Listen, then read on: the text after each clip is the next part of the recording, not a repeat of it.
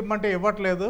ఆయన ఎంత దారుణమైన వ్యక్తి అంటే ఆ మధ్య జయలలిత చనిపోయిన తర్వాత పన్నీర్ సెల్వం వైపు ఎక్కడ ఎమ్మెల్యేలు వెళ్ళిపోతారో అని చెప్పి వాళ్ళందరినీ తీసుకెళ్ళి ఒక గెస్ట్ హౌస్లో పెట్టినప్పుడు, అంటే ఒక రిసార్ట్లో పెట్టినప్పుడు ఊరు చివర అక్కడికి ఒక 25 లక్షలు ఇచ్చి త్రిషను కూడా ఆయన తెప్పించుకున్నాడు. అలాగే కొంతమంది హీరోయిన్స్ని కూడా ఆ ఎమ్మెల్యేల దగ్గరికి పిలిపించాడు. అంటే అది ఆయన అన్న మాటలు ఏంటంటే చాలా దారుణమైన అర్థం వచ్చే రకంగా మాట్లాడాడండి. అంటే ఆవిడ ఆ రోజు పార్టీకి వచ్చిందా నైటు, లేకపోతే ఏదైనా ఎమ్మెల్యేలందరితో సరదాగా ఒక గడపడానికి వచ్చిందా, లేకపోతే వాళ్ళు ఏమైనా నైట్ ఫంక్షన్ ఏమైనా ఏర్పాటు చేశారా, ఇవేమి చెప్పాలి. అంతే జనరల్ గా అంతే కదా. ఇప్పుడు ఏదన్నా షాప్ ఓపెనింగ్స్ అంటేనో లేకపోతే ఏదన్నా అంటేనో వాళ్ళు రెమ్యూనరేషన్ ఛార్జ్ చేస్తారు కదా, 10 లక్షలు 5 లక్షలు 20 లక్షలు అలా వచ్చాము. అది దాన్ని ఏమైపోయిందంటేనండి, అతను మాట్లాడిన పద్ధతి కానీ, అంటే అసలు వెంకటాచలం మీద కోపము, ఆ కోపాన్ని త్రిష మీద డైవర్ట్ చేస్తూ ఆవిడ మధ్యలో ఇరికిచ్చేసరికి ఇది నేషనల్ ఇష్యూ అయిపోయిందండి.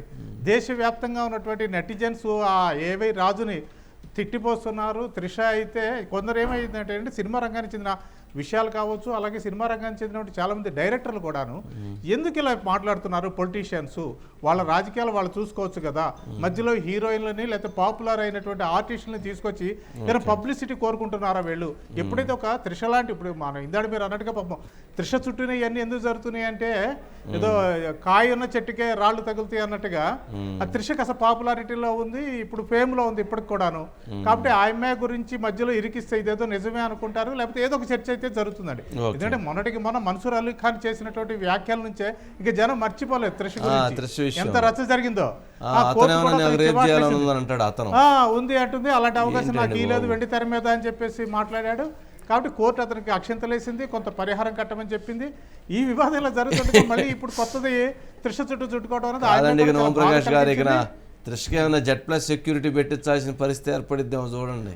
అంటే ఆవిడైతే చాలా సీరియస్ ఉన్నారండి. ఎందుకంటే దీన్ని మాత్రం చాలా చట్ట ప్రకారంగా ఎలాంటి తీసుకోవాలన్నారు. అయితే ఇంకొకటి ఏంటంటే అండి, ఇప్పుడు కొద్ది గంటల క్రితం అతను సారీ చెప్పాడండి ఏవి రాజు. అయిపోయినట్టు ఏమంటే అంతే ఏమన్నాడంటే, అభివే నేను అసలు ఆవిడని ఆ దృష్టితో మాట్లాడలేదు, నా మాటలను వక్రీకరించారు. అంటే పొలిటీషియన్స్ దగ్గర రెడీగా ఉంటుంది కదా జేబులో కాగితం, వక్రీకరించారు, నా మాటలను వక్రీకరించారు అంతే తప్పితే నేను అసలు ఆవిడని ఆ దృష్టితో మాట్లాడలేదు. ఆవిడంటే గౌరవం ఉంది. అలాగే ఎవరెవరి మనసు అయితే హర్ట్ అయిందో ఈ సందర్భంగా, అంటే త్రిష నేను ఇలా